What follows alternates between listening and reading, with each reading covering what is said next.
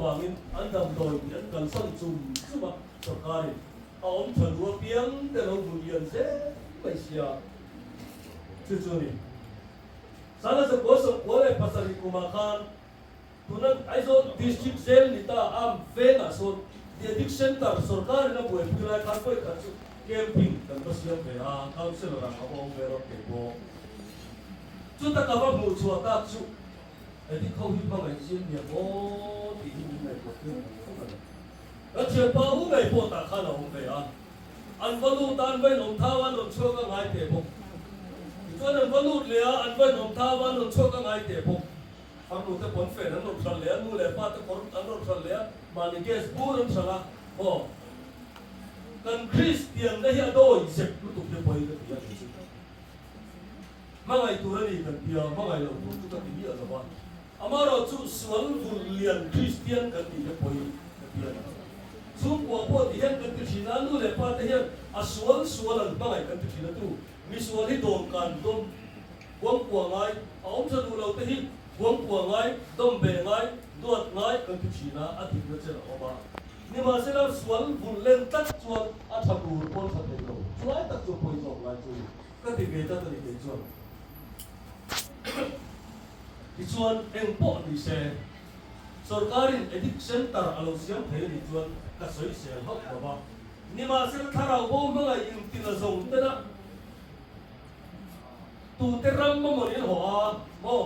ma ni ram po ni lo tu te ram ruak a ken lem in la sak lo da ram ruak ka mo khan ho a ke ta he ru lo ngai ho kan en ko la ni an ti ri mo hi a buai zel kuna kala a buai zel chu chu em kwa ge ke ti chuan ru lo ngai ho lo to lu ta in lama an en kol pe lo lu le pa te na en kol le te lo an fa te no ta contribution ne no mo sa ti no ru su ya fu fai be dal be poi sa no mo sa ti no ru su ya he ti ang om chi la ya a buai zel sum po a ti lo la ko thara bo pon ba ngai le ti ko